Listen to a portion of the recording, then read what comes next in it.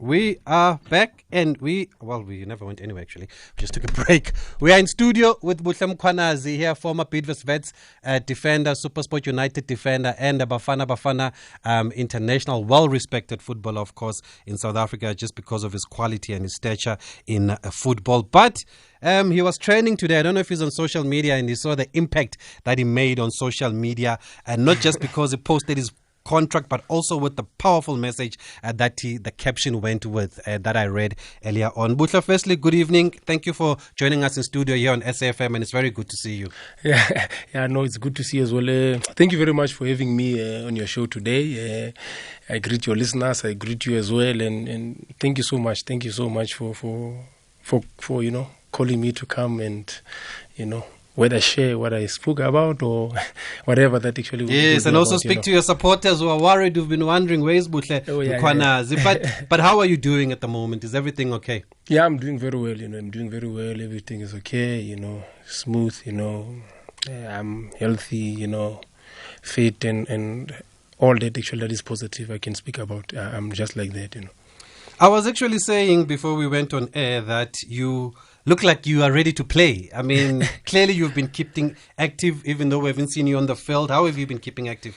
Yeah, actually, I've been, obviously doing personal, trainings, because I'm a professional, I can't just drift away from that. And fortunate enough, before I left Vets way back, there was a coach there called Xavi, so they still have a team, facilities that actually we used at that time. They're using that facilities, gym, in Vets University is a big institution, so I'm always there, training there, keeping fit there, facilities are just, in there, and it's been lovely, That's why actually my shape is so good, and you're enjoying it. Yeah, I'm enjoying. Xavi van Heerden, I know the coach actually very well. Yeah. Xavi van Heerden and Coach Kroll there at Vets, trying to revive the institution that is Vets. So does it mean then you are still in the search of a new club? You are training with an intention of getting a club?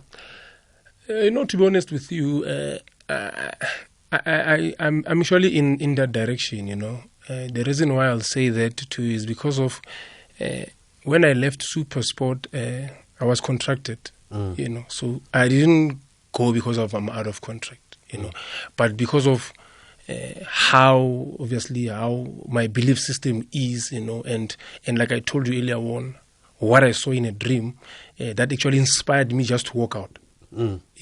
So I'm still in that direction and respecting how the league is being orchestrated and policies that are in place. I have to respect all those things. And that's why actually I'm saying I'm still keeping fit. Training. Looking at the direction that is actually so positive. And you talk about leaving SuperSport. I mean, we spoke to your agent when it was happening, when you were not playing, and we were wondering why you were not playing when you were contracted to the club. And he told us that it was because of your reason not to vaccinate at the time. Why did you choose not to vaccinate? Yeah, number one, I don't want to, compare myself to Djokovic, but it's one player actually who, it's not a team sport that is in, but he's representing, I'm sure, a team behind him. And I'm sure when he went against that, it affected even his coaching, system and everybody, because of now they are jobless because of the decision that he took. So the same thing that happened to me is that way to say, I can't do this because of I saw this in a dream and God told me, please, you can't take this thing, and it looked foolish, but somehow God says I use foolish things to confuse those who are wise, and that's what happened, in this case. And I said, it's fine, let me go home. They told me to sit at home. And then I sat home and, I just obeyed. And that's why I did not come back and go to papers, tell people this and that. I left because I did not vaccinate and not because I felt like it was more spiritual than a physical matter, Yeah. And you felt that obviously the club had a policy. Did you respect the policy of the club? Yes, I respected the policy of the club. Like they said, it's a mandate. I got the mandate only after, to say this is how we do things. Like I say, Djokovic I'm sure he's doing different things, not like the way other players are doing it. The same thing that happens with me. I'll do things that not every footballer will be doing. And in that case I look deeper into things when I join. When I join, am I having a certain freedom there? So if I'm joining you and you only tell me after that, this is the mandate, then, I'll just say, okay, if it's the mandate, I respect this, and I'll rather go home and sit. Because even I feel like Jesus Christ, gives me a mandate to do certain things, and I can't just break those mandates, So no, there were no hard feelings. Yeah, there were no hard feelings. There were no hard feelings. The only issue I feel like, I started to be afraid for my life, because now everybody knew this thing, and I had to hide for some time. That's why I did not take any interviews from that time up until this year, because I felt like even my family, I tried to hide certain things from my family, because these things are personal things. So when my mother had this, a few people, people got sick because of this particular thing. When I'm walking on the streets, and you'll be labeled, to say, look at this one, throwing away career, doing this, But I read the Bible in such a way that I hear God speak through it, and there are times where God will tell people that if you try to save your life, you shall lose it. But if you lose your life for me, you shall save it, So the post of today was speaking more about club bosses, people who are rich, that watch out, my peers, soccer players, gents, receive Christ, let him renew your spirit, follow him, go, where he's directing you to go. Because at the end, you don't want to end like anyhow, but end, in Christ. So I felt like I had to testify about that kind of a thing, and that's where actually I'm at, and, And do you still stand by the reasons not to vaccinate? You're still not vaccinated? Yeah, I haven't vaccinated still, and like I said, I believe if this thing is to be for the longest time, I believe it will be like that in my case, But the funny part is I believe there are other people in the league who are not vaccinated. But because of it was me, I found that, when you follow and you have a certain belief, I believe there are people in the Bible, Daniel, Abednego, Shadrach, Meshach, those guys actually, it was the same case, even though it just interpreted in a different way today. They were put in those kind of situations that you either worship this or you die. But they decided something else, and they received eternal life. So even in my case, it's just like that to say, let me go, but keep, what is of Christ, which is eternal life. And like you were saying, people will walk around and say, look at him, he's stupid, he's walking away from everything. So you're basically, you walked away from everything. Did you not think maybe of the consequences, financial implications of leaving your contract behind? To be honest, this thing, when it happened first, like, I think, we go through trainings each and every day. When Vets was sold, everybody got clubs that time, and I was the one who remained there, and yet I was contracted. So you see, even if you can force yourself, but if you have to take a certain route because of your belief system and how you do things, you'll always be left in a certain place, which might be a wilderness that will grow you. So it happened that time. So when it happened now the second time, I was already used to this medication to say this thing actually it's going to repeat itself, and I'll live with this. And I believe even my children, they'll actually have an idea to say, but our father did something like this. He did not go for riches, but he felt like it's better, to save certain things that are of, eternity, as much as we're in a physical world. But I feel like it's more important that, my peers, I cry for them that, let's receive Jesus, no matter how much we can have and stuff like that, no matter how much you can actually do, So, I'm actually, standing on that, And you keep talking about your peers. What challenges do you think your peers are going through right now? Your fellow professional footballers especially also. Yeah, the hardest thing that is so deep that, I feel like players, we tend to think life it's what we see, I remember when I was at SuperSport, there was Super Buhle there, and this guy had an issue, of obviously how he was, not happy at the team and wanted to leave, and people suggested things that were like, let this guy go on a rehab, because, go here, go there. But those things don't work. Even if you bring financial teachers about certain things, those things, they will never work if your spirit is not set free. If your spirit is not set free, forget about you having, to deal with issues of this world, because of The minute you're on the pitch, you are called to be there. There are many who are following you. And there are many actually who want to see your downfall, So automatically these people don't want to be like that. But because of spiritually, most footballers are not that trained, and what is in the Bible is for the players. I don't want to lie, Abraham was told that, leave your mother's house in Genesis 12, leave your mother's house, I'll make you famous and your name will be great and people shall be blessed, through you. That's what is happening with footballers. The minute they get contracts, they become famous, their names become great, and families live from them.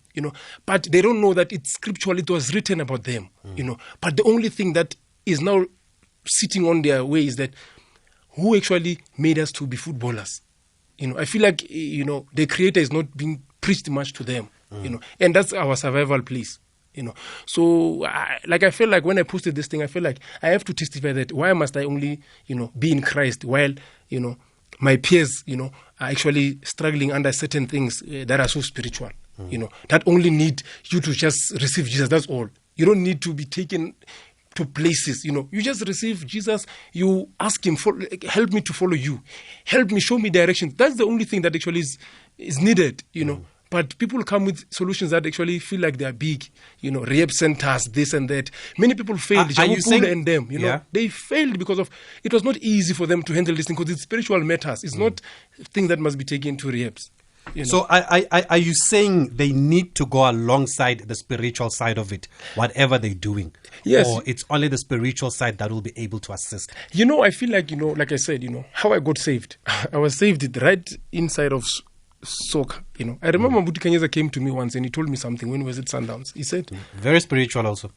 Spiritual, but in a manner of God will deliver you with anything. So that guy came and told me, but what actually you've been doing is not for you. But this man is not a pastor, he's not a prophet, nothing. But he spoke, God used him to speak to me when we were way back in Sundowns. So that's where everything started. It's not only starting now, but since from Sundowns already, I have committed my life to Christ. It only came now to the eyes of people when I started now to go to Bafana, posting myself, reading Bible, sending motivational scriptures, all those things, But I felt like I did not know that we are in bondage somehow because of money is there, but why must you have money and not know what to do with it? Not knowing what to do with it, but who is guiding you? Do you know the person who has given you that money? Do you know the person who actually deposited this talent inside of you? So I feel like that's actually what in sport we are lacking as like I said, my peers.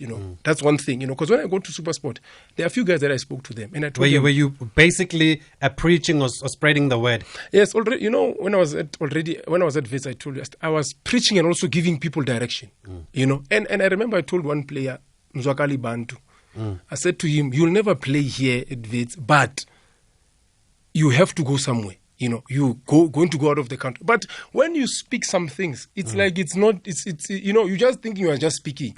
But that thing came to pass. Did you not go to what's that country? Cyprus. Yes. So that thing came to pass, and he sent me a message when he was now there to say, what you have said actually does happened. But it's not only him. Many that actually God will just reveal to me. And when I go to SuperSport, Thabiso asked me, Mkhwanazi. And then he said to me, actually, where's your church? I said, my church is inside the fold and you will receive a word as I come every day, And those are the players that I speak to, in privacy. A lot of, players that I, communicate with them and tell them, go this way, do this, just follow Christ, That's the way, You don't have to hear me praying for you or anything, but you yourself, God called you to be great. You are famous. You have a great name. People are blessed through you. So there are certain elements that have been deposited in you that the world can benefit from. And when you look back at your life, Buhle, where do these spiritual beliefs come from when you trace it back? To be honest, my mother actually was called, but she did not take the calling, to be a pastor, And later on, that it came to me, and when it came to me, everybody was shocked because of I had to go against everything that what my family was doing, and to a point where my mother was saying, this boy is insane, But only later then she started to understand the benefits to say, but it's like there's something that is happening through this man, and it just happened from I think when I was at Sundowns, actually, I got a terrible injury there. Mm-hmm. And when I got this terrible injury, I had won the Young Player of the Season the past season. And then the following season, they loaned me out to Celtic. So when I started to see that, but this injury is communicating to me, because already by that time, I would live like anyhow, a normal guy, go out, drink, do this. But when I got to Celtic, I started to tell my mother, I'm following Jesus, and please just let's see Jesus, And only from that time when I took that decision, I remember very well, I came back and I went to tax. When I got to tax, first 6 months, Bafana Bafana called me and I was called up. When I was called up, then big teams started to look for me, And then that's how I actually grabbed a contract to go to Bidvest, and the rest is history, So when I was at Vest, that's when I started to preach to the guys, told them we are winning this league, we are doing this, and then all those things actually came to pass, and yet I was, just acting like I'm a normal like any other person, But the difference was about Christ, And talking about Christ, are you a member of the Enlightened Christian Gathering of Prophet Shepherd Bushiri? Because we've seen you and some of the other players a few years ago that you were attending the church. Yeah.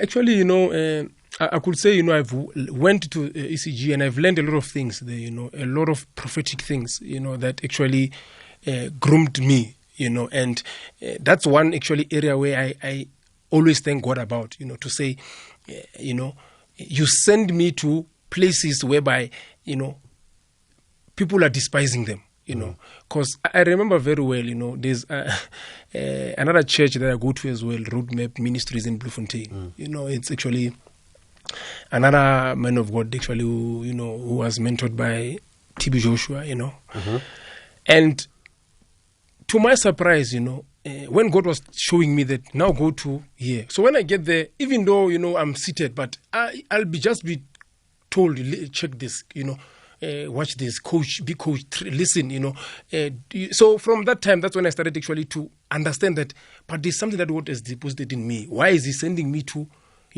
a whole lot of people? And I sit there and I listen to the teachings and to the demonstration of what God is doing, And those things actually came and they benefited many of my former players, and the players actually that I actually meet, As much as I'm no longer going anywhere, but inside of my house, I'll just receive a message and they'll just be telling me, give somebody this message, wake up from a vision or a dream, send to this one, do this, And yet I felt like, but God wants this for every footballer, And I posted something that said, in soccer, you'll find prophets, evangelists, pastors, everybody. Because of if I'm a footballer and I post about Christ, I'm an evangelist already. But Satan has blocked this thing from players to know that they are called to do something. That's why if I can post a Heineken beer, even a 4-year-old will go for that Heineken beer because of he's watching me every day. So if I post about something else, they'll follow me because of they see, but this guy is influential.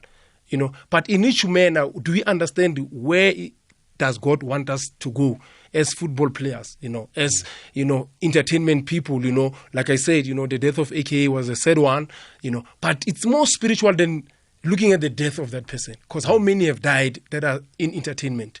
DJ Sambodi, all these people went, and you find out it's spiritual issues more than, them themselves,